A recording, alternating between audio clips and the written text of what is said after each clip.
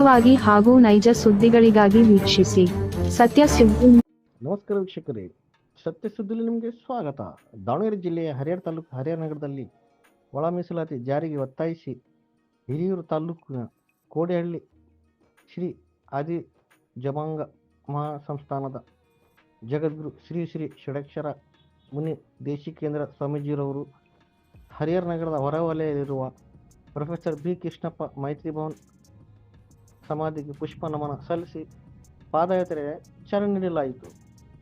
ಹರಿಹರ ನಗರದ ಮಹಾತ್ಮ ಗಾಂಧಿ ವೃತ್ತದಲ್ಲಿ ಶ್ರೀ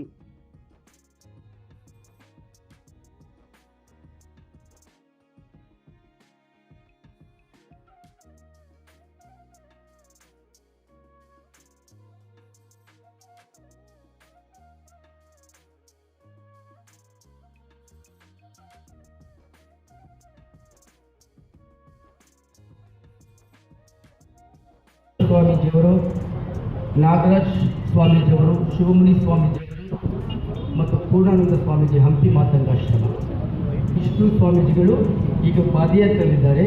ಪಾದಯಾತ್ರೆಗೆ ಚಾಲನೆ ಕೊಟ್ಟಂಥವರು ಚಿತ್ರದುರ್ಗದ ಮಾದಾರಚನೆಯ ಗುರುಪೀಠದ ಡಾಕ್ಟರ್ ಬಸವಮೂರ್ತಿ ಮಾದಾರಚನೆಯ ಸ್ವಾಮಿಗಳು ಪಾದಯಾತ್ರೆಗೆ ಚಾಲನೆಯನ್ನು ಕೊಟ್ಟು ನಮ್ಮೆಲ್ಲ ಹೋರಾಟಗಾರರಿಗೆ ಶುಭವನ್ನು ಹಾರೈಸಿ ಅವರು ಮತ್ತೆ ಇದೇ ಒಳ ಮೀಸಲಾತಿ ಕೆಲಸಕ್ಕೆ ಹೊರಟಿದ್ದಾರೆ.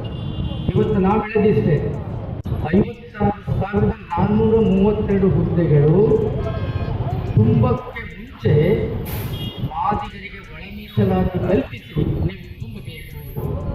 ಒಂದೊಮ್ಮೆ ನೀವು ತುಂಬದೆ ಹೋದರೆ 35 ವರ್ಷಗಳ ಮಾದಿಗರ ಹೋರಾಟವನ್ನು ನೀವು ಕಡೆಗಣಿಸಿದಂಥದ್ದಾಗುತ್ತೆ. ಜೊತೆಗೆ ಇಡೀ ಮಾದಿಗ ಸಮುದಾಯಕ್ಕೆ ದ್ರೋಹ ಮಾಡಿದಂಗಾಗುತ್ತೆ, ವಂಚನೆ ಮಾಡಿದಂಗಾಗುತ್ತೆ, ಅನ್ಯಾಯ ಮಾಡಿದಂಗಾಗುತ್ತೆ ಅಂತ.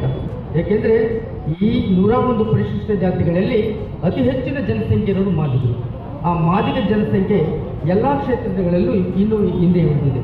ನಾವು ಸಮಾಜದ ಮುಖ್ಯವಾಹಿನಿಗೆ ಬರಲಿಕ್ಕೆ ಈ ಮೀಸಲಾತಿ ಅಂತಕ್ಕಂಥದ್ದು ಬೇಕು.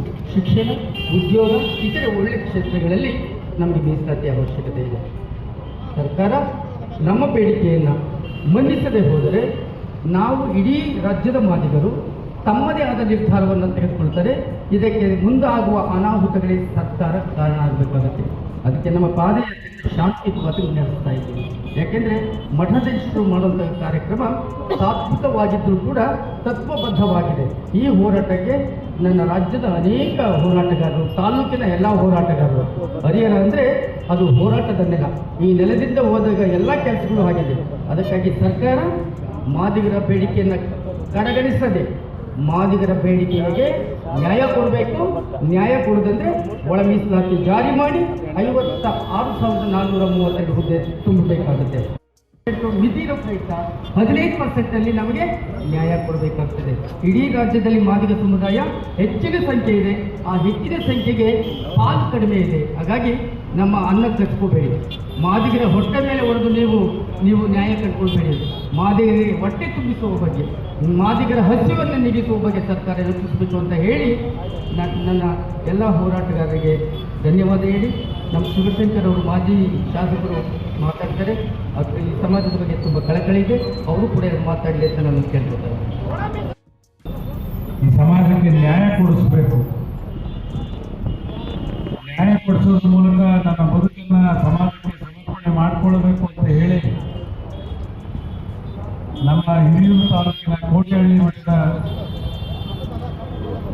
ಶ್ರೀಗಳಾಗಿರ್ತಕ್ಕಂಥ ಪರಮ ಪೂಜ್ಯ, ನನಗೆ ಆತ್ಮೀಯರು, ಯಾವತ್ತೂ ಹಿತೈಷಿಗಳು, ಯಾವತ್ತೂ ಆಶೀರ್ವಾದವನ್ನು ಮಾಡಿದಂಥ ಪರಮ ಪೂಜ್ಯ ಷಡಕ್ಷರ ಮುನಿ ಸ್ವಾಮೀಜಿಯವರ ಪಾದಗಳಿಗೆ ಭಕ್ತಿಪೂರ್ವಕವಾಗಿ ನಮಸ್ಕರಿಸಿ, ಈ ಹೋರಾಟದಲ್ಲಿ ಏನು ಪ್ರೊಫೆಸರ್ ಕೃಷ್ಣಪ್ಪನವರ ಸಮಾಧಿಯಿಂದ ಬೆಂಗಳೂರಿಗೆ ಸಮಾಜವನ್ನು ಕೊಂಡೊಯ್ದು ಸರ್ಕಾರವನ್ನು ಬಡಿದೆಬ್ಬಿಸಿ ಕೊಡಬೇಕಾದ ಪಾಲನ್ನು ನಮಗೆ ಕೊಡಬೇಕು ಅನ್ನುವ ಹಕ್ಕನ್ನು ಕೇಳುವಂಥ ಈ ಹೋರಾಟದಲ್ಲಿ ಪಾಲ್ಗೊಂಡಿರ್ತಕ್ಕಂಥ ರಾಜ್ಯದ ವಿವಿಧ ಮಠಗಳಿಂದ ಆಗಮಿಸಿರ್ತಕ್ಕಂಥ ಎಲ್ಲ ಪೂಜ್ಯರಿಗೆ ಪ್ರಣಾಮವನ್ನು ಸಮರ್ಪಿಸಿ, ಇವತ್ತಿನ ಹೋರಾಟದ ದಿನ, ಪ್ರಾರಂಭದ ದಿನ. ಪ್ರಾರಂಭದಲ್ಲಿ ಸ್ವಲ್ಪ ಗೊಂದಲ ಇದ್ದೇ ಇರ್ತದೆ. ಹೋಗ್ತಾ ಹೋಗ್ತಾ ಎಲ್ಲವೂ ಕೂಡ ಸರಿ ಆಗ್ತವೆ ಅನ್ನೋ ಭಾವನೆ ನಮ್ಮಲ್ಲಿ ಇರಬೇಕು. ನಾವು ಕೂಡ ಪಂಚಮಸಾಲಿ ಸಮಾಜದ ಹೋರಾಟವನ್ನು ಕೂಡಲ ಸಂಗಮದಿಂದ 1.5 ತಿಂಗಳು ಹೋರಾಟ ಮಾಡಿದ್ವಿ. ಇವತ್ತು ನಮ್ಮ ಹಕ್ಕಿಗಾಗಿ ಇವತ್ತು ಬೀದಿಗಿಳಿಯುವ ಪರಿಸ್ಥಿತಿ ಬಂದಿದೆ. ಸರ್ಕಾರ ತಟ್ಟೆಯಲ್ಲಿಟ್ಟು ಕೊಡುವ ಎಲ್ಲ ಸಮಾಜಗಳನ್ನ ಅಧಿಕಾರಕ್ಕೆ ಬರುವವರೆಗೆ ಬಳಸಿಕೊಳ್ಳುವ ಮನೋಭಾವನೆ ಸರ್ಕಾರ ನಡೆಸುವಂಥವರಿಗೆ ವಿವಿಧ ಪಕ್ಷಗಳಿಗೆ ಸಹಜವಾಗಿ ಇರ್ತದೆ. ಆದರೆ ಈ ಮಾದಿಗ ಸಮಾಜದ ಹೋರಾಟ ಸುಮಾರು 35 ವರ್ಷಗಳ ಹೋರಾಟ ಅಂತ ಹೇಳಿ ಇವತ್ತು ಶೋಷಿತರು, ತುಳಿತಕ್ಕೊಳಗಾಗಿರ್ತಕ್ಕಂಥವರು ಮುಖ್ಯವಾಹಿನಿಗೆ ಬರಬೇಕು. ಎಲ್ಲೋ ಒಂದು ಕಡೆ ಈ ದೇಶಕ್ಕೆ ಸರ್ವರಿಗೂ ಸಮಪಾಲು ಸಮಬಾಳು ಕೊಟ್ಟಂತ, ಏನು ಸಂವಿಧಾನವನ್ನು ಕೊಟ್ಟಂತ ಡಾಕ್ಟರ್ BR ಅಂಬೇಡ್ಕರ್ ಅವರ ಏನು ಸಂವಿಧಾನದ ಅಡಿಯಲ್ಲಿ ಕೇಳ್ತಕ್ಕಂಥ ಏನು ರಿಸರ್ವೇಷನ್ ಏನಿದೆ, ನಿಮ್ಮ ಹಕ್ಕೇನಿದೆ, ಅದು ಕೇಳಿ ಪಡೀಲಿಕ್ಕೆ 35 ವರ್ಷಗಳ ಕಾಲ ಎಲ್ಲೋ ಒಂದು ಕಡೆ ಒಂದು ಹಂತಕ್ಕೆ ಬಂದು ಮುಟ್ಟಿದ್ದೀವಿ. ಈ ಮುಟ್ಟಿದಂಥ ಸಂದರ್ಭದಲ್ಲಿ ಒಳ ಮೀಸಲಾತಿ ಏನು ಹೋರಾಟಕ್ಕೆ ಮನ್ನಣೆ ಕೊಡದೆ ಮತ್ತೆ ಈಗ ಸರ್ಕಾರ ಸಮಸ್ಯೆಯನ್ನು ಸೃಷ್ಟಿ ಮಾಡ್ತಾ ಇದೆ. ಕೊಡಬೇಕಾದ ನಿಮ್ಮ ಹಕ್ಕಿಗೆ ಕೊಡಲಿ ಪೆಟ್ಟು ಕೊಡ್ತಾ ಇದೆ. ಈ ಹಕ್ಕಿಗಾಗಿ ನೀವು ಹೋರಾಟ ಮಾಡ್ತಾ ಇದ್ದೀರಿ. ಖಂಡಿತ ನನ್ನ ಬೆಂಬಲ, ನಮ್ಮ ಪಕ್ಷದ ಬೆಂಬಲ ನಿಮ್ಮ ಹೋರಾಟಕ್ಕೆ ಯಾವಾಗ ಇರ್ತದೆ ಅನ್ನೋದನ್ನು ಮನಗಾಣಬೇಕು. ಇವತ್ತು ಭಾಷಣಗಳಿಂದ ನಾವೇನು ಬದುಕನ್ನು ಕಟ್ಟಲಿಕ್ಕೆ ಸಾಧ್ಯ ಇಲ್ಲ, ಭಾಷಣಗಳಿಂದ ಭವನವನ್ನು ಕಟ್ಟಲಿಕ್ಕೆ ಸಾಧ್ಯ ಇಲ್ಲ. ಇವತ್ತು ನಮ್ಮ ಹಕ್ಕಿಗಾಗಿ ಹೋರಾಟ ಮಾಡಲೇಬೇಕು. ನಾನು ಒಂದು ಹೇಳ್ತೇನೆ, ನಾವು ಕೂಡ ಹೋರಾಟ ಮಾಡಿದ್ವಿ. ಹೋರಾಟಕ್ಕೆ ಕೊಡ್ಲಿ ಪೆಟ್ಟು ಕೊಟ್ಟರು, ನಮ್ಮವರೇ ನಮಗೆ ಪೆಟ್ಟು ಕೊಡುವ ಕಾಲ ಈ ಹೋರಾಟದಲ್ಲಿ ಇರ್ತದೆ. ಈ ಹೋರಾಟದಲ್ಲಿ ನಿಮ್ಮವರೇ ನಿಮಗೆ ಕೆಲವರು ಪೆಟ್ಟು ಕೊಡಲಿಕ್ಕೆ ಮುಂದಾಗ್ತಾರೆ. ಅದನ್ನೆಲ್ಲವೂ ಕೂಡ ಮೆಟ್ಟಿ ನಿಂತು ಸ್ವಾಮೀಜಿಯವರು ಹೋರಾಟ ಮಾಡಬೇಕು. ಯಾರ ಮಾತಿಗೂ ಬಗ್ಗದೆ, ಯಾರ ಹಂಗಿನಲ್ಲೂ ಇರ್ತಕ್ಕಂಥ ಸ್ವಾಮೀಜಿಗಳು ನೀವು. ಈ ಸ್ವಾಮೀಜಿ ಖಂಡಿತ ಹೋರಾಟದಲ್ಲಿ ಯಶಸ್ಸು ಪಡಿತಾರೆ. ನಿಮ್ಮ ಹೋರಾಟಕ್ಕೆ ಯಶಸ್ಸಿಗೆ ನನ್ನ ಬೆಂಬಲ ಸದಾ ಇರ್ತದೆ. ಇವತ್ತು ಸಮಾಜವನ್ನು ಒಪ್ಪಿಕೊಂಡು ಈ ಕ್ಷೇತ್ರದಲ್ಲಿ ನಾವು ಮುನ್ನಡೆದಿದ್ದೇವೆ. ಸಮಾಜದಲ್ಲಿ ಸರ್ವರಿಗೂ ಸಮಪಾಲು ಎಲ್ಲ ಹಂತದಲ್ಲೂ ಕೊಟ್ಟಿದ್ದೇವೆ. ಶಿಕ್ಷಣ ಆಗಿರ್ಬೋದು, ಸವಲತ್ತಾಗಿರ್ಬೋದು, ರಾಜಕೀಯವಾಗಿ ಆಗಿರ್ಬೋದು, ನಾವು ನಿಮ್ಮ ಜೊತೆ ಇರ್ತೇವೆ. ಜಾತಿಯಿಂದ ಯಾರೂ ದೊಡ್ಡವರಾಗಲಿಕ್ಕೆ ಸಾಧ್ಯ ಇಲ್ಲ. ಗುಣದಿಂದ ನಾವು ದೊಡ್ಡವರಾಗಬೇಕು. ನಾವು ನಡೆ ನುಡಿಗಳಿಂದ ದೊಡ್ಡವರಾಗಬೇಕು. ನಾವು ಮಾಡುವ ಕಾರ್ಯಗಳಿಂದ ದೊಡ್ಡವರಾಗಬೇಕು.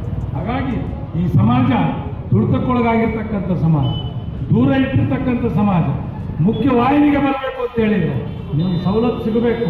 ಎಲ್ಲರನ್ನೂ ಅಪ್ಪಿಕೊಂಡು ನಡೆಯುವಂತಹ ಮನೋಭಾವನೆ ಎಲ್ಲರಲ್ಲೂ ಬಂದಾಗ ಮಾತ್ರ ನಾವು ಮುಖ್ಯವಾಹಿನಿಗೆ ಬರಲಿಕ್ಕೆ ಸಾಧ್ಯ ಅನ್ನೋದನ್ನು ನಾನು ಈ ಸಂದರ್ಭದಲ್ಲಿ ನಿಮ್ಮ ಹೋರಾಟಕ್ಕೆ ಯಶಸ್ಸು ಸಿಗಲಿ. ನಾವು ನಿಮ್ಮ ಜೊತೆಯಲ್ಲಿ ಇರ್ತೇವೆ.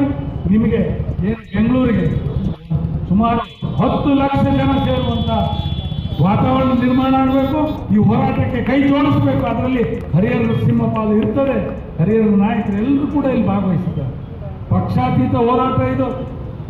ಯಾವ ಪಕ್ಷಕ್ಕಾಗಲಿ ಯಾವ ರಾಜಕೀಯ ನಾಯಕರನ್ನ ಬೆಳೆಸುವ ಹೋರಾಟ ಅಲ್ಲ ಅಂತ ನೀವು ಹೇಳಬೇಕು. ಯಾವತ್ತು ನಿಮ್ಗೆ ಯಾರು ನಿಮಗೆ ಸಹಾಯ ಮಾಡ್ತಾರೋ ಅವ್ರನ್ನ ನೀವು ಬೆನ್ನು ತಟ್ಟುವ ಕೆಲಸವನ್ನು ಮುಂದಿನ ದಿನಗಳಲ್ಲಿ ಮಾಡಿ. ಈ ಸರ್ಕಾರ ಏನು ನಿಮ್ಮ ನಿರೀಕ್ಷೆ ಇದೆ, 27ನೇ ತಾರೀಕು ಕ್ಯಾಬಿನೆಟ್ನಲ್ಲಿ ನಿಮಗೇನು ದೊರಿಬೇಕಾದ ಹಕ್ಕೇನಿದೆ ನೀವು ಕೊಟ್ಟು ಮುಂದಿನ ಕೆಲಸ ಮಾಡಬೇಕು ಅಂತ ನಾನು ಸರ್ಕಾರ ಒತ್ತಾಯ ಮಾಡಿ ಇವತ್ತಿನ ಹೋರಾಟ ಯಶಸ್ವಿಯಾಗಲಿ, ನಿಮಗೆ ಜಯ ಸಿಗಲಿ ಅಂತ ನಾನು ಶುಭ ಹಾರೈಸಿ ನನ್ನ ಮಾತನ್ನು ಮುಗಿಸ್ತೇನೆ. ನಮಸ್ಕಾರ. ಜೈ